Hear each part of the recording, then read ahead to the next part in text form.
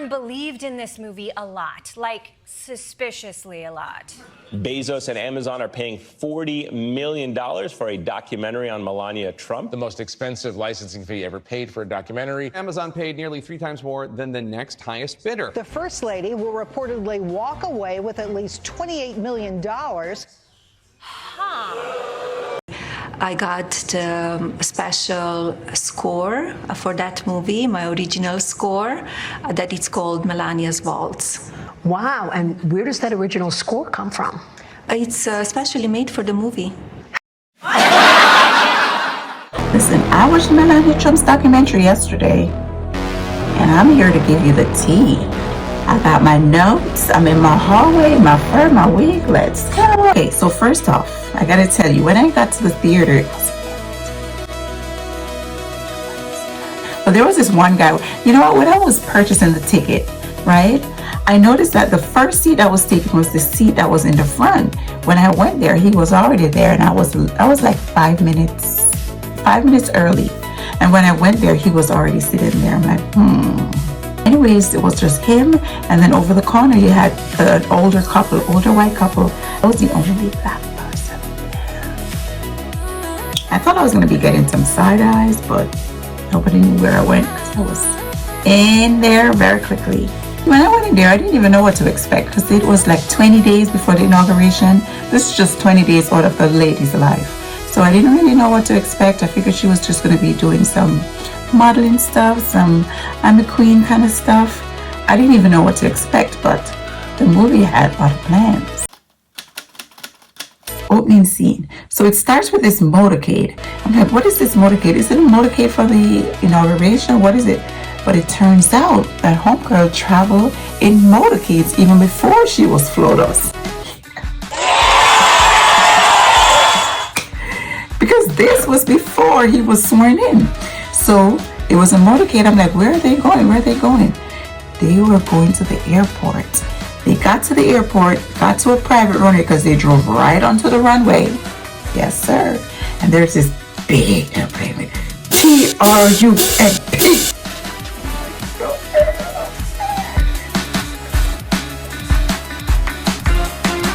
Take my $15. It could probably put some gas in there.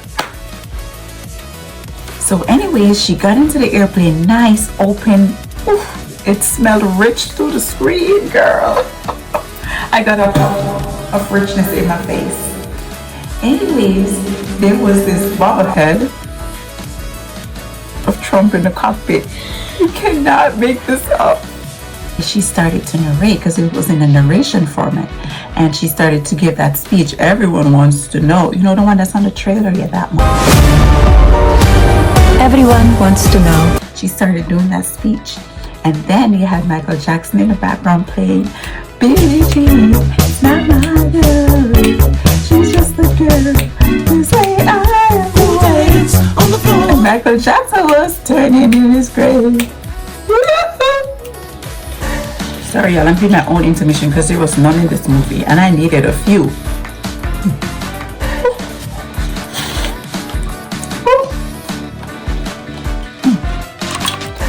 Teeth check. Alright, so now it jumps to behind the scenes at the inauguration. She's preparing for the inauguration. So she went to the Trump Tower and she was doing her fitting with her longtime designer friend. I can't even remember his name, but he does all her designs. Every outfit that you see her come out with, he's her stylist. He makes them, he does everything. So she's there doing the fitting for the outfit. And surprisingly, she was very nice to her staff when she got to the Trump Tower. She was very nice and polite, and so she seemed to have a nice personality, and it showed when she was interacting with her staff. As I said, I don't know if it's for the camera, nice camera action. She spoke a lot about fashion in that clip, and then at one point she said, my architecture training. Did she go to school for architecture? I don't know. I didn't see that in her biography, but if she did, she did. But one thing for sure is that she knows her fashion, she knows the materials, she knows what she wants, she knows her look, because her mom was a designer. Yes. And it went on to show more of her backstage planning for the inauguration dinner, which is called the candlelight dinner, which is where they host all their donors, all the big money people, all the people that put Trump in power. Everybody who is going to be anybody is going to be at that dinner. And so she was doing the preparation. The theme for that was gold and white. I never saw that coming. Gold, white. The dress that she was fitting, it had no sleeve. And I remember how they chastised Michelle when she wore no sleeve. Oh my God. They were about to burn the White House down. The travesty of her not wearing sleeves. Anyways, the dress that she wore was no sleeve. So this is where things started to get a little bit weird for me, because while she was doing the fitting and everything, then there was a cut to some of the accomplishments that she had when she was in the White House the first time, which included renovating or putting in a new bowling alley. She did a viewing room for the tennis court, upgrade to the Queen's suite, among other things. So apparently her mom passed away about a year ago. So before, when she was in the White House, her mom was there. So then they started showing like moving crew in and out, and they were saying like, she was saying that you have between 4 to 5 hours to do the switch from the old presidents to the new president. So moved on to her interviewing for her staff, because she had to have new staff. Then cut to the part where she's talking to Trump on the phone after he won, which is the part that's on the trailer, where she said this. Hi, Mr. President. Congratulations. Did you watch it? I did not. Yeah, I will see it on the news.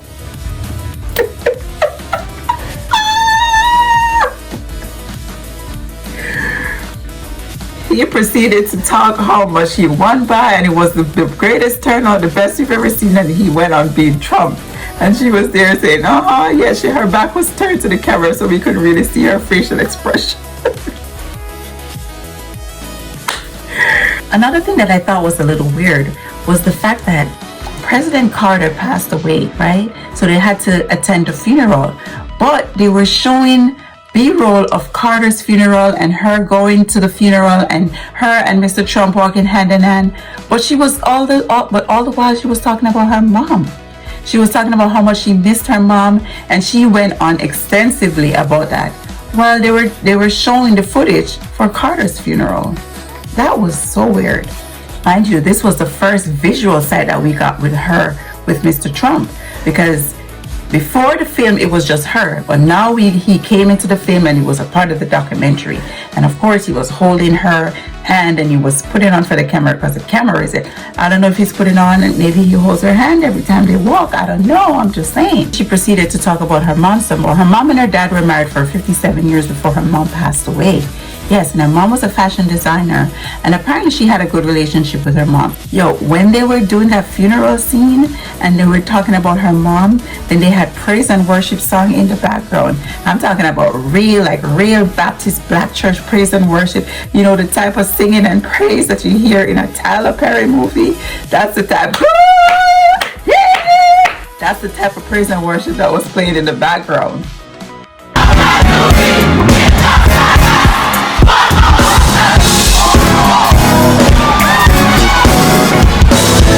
I don't know, her audios just seemed scripted to me, like she was literally reading from a script. That's how it sounded. It didn't seem as if she was like free flowing and just talking from her heart. It just felt like written and scripted, and she was just reading over a film that was there, in my opinion. So then they cut to her meeting with the queen, some queen of some place, somebody. She was talking to the French president's wife, Brigitte Macron. And at this point I started to get like real bored, but I just had to stick through it. I know I wasn't the only one, because the theater was silent. The next scene was her meeting with a captive, somebody who Iran captured. His name is Keith, and his wife came to meet with her. Apparently his wife was captured as well, and they let her go because they let all the women and children go, and they only kept the men. So she had a conversation with her, and the lady was there, and they were hugging and all of that, and she's promising her that as soon as her husband gets elected, they're going to release Mr. Keith. But you have to wait until the end, like I had to see if he was actually released.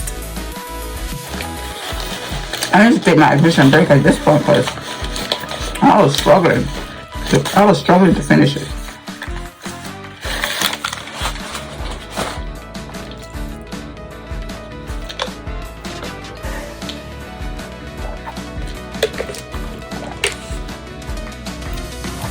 Check. Good. But then they showed the car ride back to Mar-a-Lago. This was in Florida, so she went back to Florida. And remember, she was at the Trump Tower before, and now she went back to Florida. And then in the car ride, the cameraman who was next to her, he asked her, who's your favorite artist? So she said her favorite artist is Michael Jackson. He asked her, what's the favorite song of Michael Jackson? She said there's a few, but she liked Billie Jean and she liked Thriller. Then they proceeded to sing Billie Jean, and she was smiling and looked like a normal person who was very awkward with the cameraman next to her. But anyway, she was rocking out to Billie Jean because they were playing it in the song. They were playing it in the car, and homegirl was singing, and then she was like, I don't have a good singing voice. So like, okay, go. So at this point, she started giving us a little bit of history about her. So she said she started modeling when she was in Slovenia when she was a teenager. Remember, her mom was a fashion designer. So she started modeling when she was in Slovenia and she was a teenager. Then she moved to Milan and wherever she moved to. And eventually she came to America, or she came to New York to model. She came here on a visitor's visa. And then she got an H-1B visa to do modeling. And then she got her citizenship in 2006, I believe. Her parents didn't get their citizenship until 2018, which was just what, 8 years ago. Mind you, all this information is not in the film, but I just had to do some research. They showed more footage of her meeting with other people. She was meeting with the queen. Who was this? She was meeting with some majesty queen, some young person. I don't even know who that is. One thing I noticed is that these girls, these ladies walk around in 6-inch red bottoms, pointy, pencil heels all day. I don't know how she did it. For the inauguration ceremony, she was in a 6-inch heel all day. We got a second video up with her and President Trump, and this time they were going over the inauguration plan for the day, and his chief of staff, I guess his chief of staff was going through the agenda and what is going to take place on that particular day. And then at one point he was saying, you're going to be riding in a car with Mr. Biden, with President Biden, because he was president at the time. So you're going to be riding in a car with President Biden. And he was like, interesting. It's going to be an interesting ride. The chief of staff is very professional. He's trying to go through the agenda. Trump, on the other hand, is being Trump. He is just very like, I don't know if he has ADHD. He really can't focus on a task for too long. So literally in the middle of the guy going through the schedule, he's talking about Melania's dress. He's cutting the guy off, saying, oh, you're going to have to compete with that dress that you wore last year. And he kept going on about the dress. And then the chief of staff is trying to stay on point. Literally, he was trying to get him to stay on target. And he was just going off tangents, talking about her dress, talking about how she has to compete, talking about what she has to wear. And you could tell that everybody in the room was like, what the hell? So now we get to the big day, which is the day that she wore the dress that a designer made for her, which is the candlelight dinner where they hosted all the donors. That's when you got the first glimpse of Elon Musk, up close and personal. That was the only time he was on the documentary, by the way, when he was at the inauguration candlelight dinner. And all the big donors were there. It's a room full of money. The sweet smell of green Benjamins was all over that room. I'm like, can I just be a waiter to just get some tip? I'm like, can I just be a chauffeur or something? Because there was some big money. Remember, Elon spent over 20-something million, allegedly, to get Trump elected. And that was just one person. They had at least 200 people in that room. And these are big donors. Big money went behind this campaign. It's not no plaything. What you feel like? Okay, I'm calm. Now we get to the inauguration, which is the presidential thing, because now she's stepping out of her private life and then she's switching over to her very public life. So day of inauguration, we of course have to show her getting dressed. She had on a nice outfit and that damn hat. He had so much trouble getting that hat on. And I'm like, I know she's just sorry that she wore that hat, because that hat hid her face the whole time. When she was walking down the hallway, it's a slight bend of her head, and the hat was like here, so we couldn't even see her face. And then of course, they show her and President Trump holding hand to hand, walking down, and she is tall. Like, she is tall. He is tall too, but she is tall. Well, she was a model anyway. So we got a glimpse of Byron. Byron, which is their son, he got so tall. Remember back then he was this little quirky kid and he was like shy. But now he's like 6'9". He's like really, really, really like basketball tall. He's taller than Trump, at least by a foot. He's taller than Melania. He's taller than Trump. And I don't think he's finished growing yet. I don't know if he's finished growing. Then they showed the photo up that the outgoing president and the incoming president has to do in front of the White House. And they were taking the picture, and you could see that poor Melania was nervous. She was giving that straight, serious face while Jill was over there laughing and then you had Biden.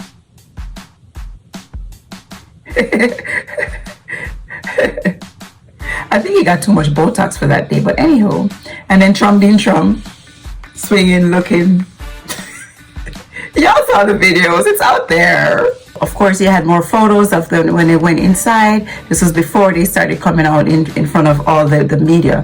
So backstage in the White House, then they showed pictures of all the kids, all his kids, of little Trump, and then you have the daughter and Eric and all of them. At this time, while they were showing all of this going on, you have the narration where she said this, and I'm telling you, this really touched my soul, what she said, because this was her narrated speech right before they went into the inauguration. I think the cameraman did that on spite. And then they showed him on stage giving his infamous speech, "We're going to be the envy of every country, of any nation." And then it kind of faded out. And then they cut to where he was rehearsing, when he was rehearsing the speech. And a part of the speech that he rehearsed, that the cameraman had to show in the background, was when he said, "I'll be a peacekeeper." What did he say?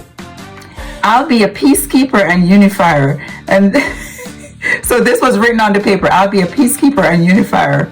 So you have Melania sitting there in the rehearsal room, plus you have his staff there, and he's standing behind a makeshift podium because he's practicing his inauguration speech. And on the paper, it's saying, "I'm going to be the peacemaker and unifier." And he literally turned to the camera and said, you better cut that out. I don't know if I want to say that.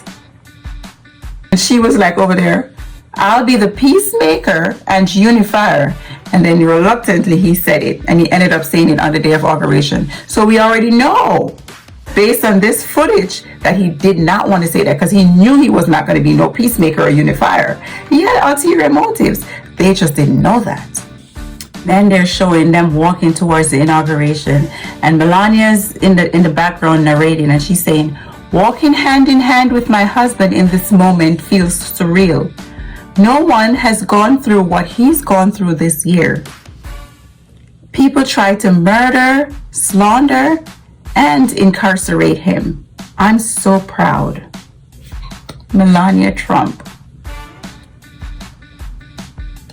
And at one point where they had to go from here to there, this sermon, that sermon, all of it. And she's walking in 6-inch heels. At one point she narrated, and this is what she said, "We spend most of the day walking around the Capitol, but that means I get to take in the grounds and smile at my staff." Girl, you know damn well that you wanted to go take those heels off. You know, by this time, I'm like looking at my watch. I'm like, oh my goodness, how much more is this going to be? How much more can I take? And I'm looking. But I'm there. I'm trying to take notes. So I don't want anybody to see that I'm taking notes. I can't even look around to see what everybody else is feeling. Then she restated her mission as First Lady, which is to walk in purpose and style. And we could see that because the homegirl definitely had some nice outfits. She really looked good in her clothes for an older lady. I can give her that much. Started showing pictures of previous First Ladies. They didn't show Michelle's picture. So my takeaway is this. The documentary felt like controlled PR, where she wanted to give her narration. She wanted to inject into you what you should think about her. I was a little bit surprised that President Trump didn't show up some more in the documentary. I was also surprised that he seemed overly smitten by her. I don't know if it was an act for the camera or he really is, but if he really is, then I guess he's really attracted to her. And drum roll, Keith was released. He was released 12 days after the inauguration, so at least I'm happy for that. Another American that came home and he was safe. Was it worth sitting through?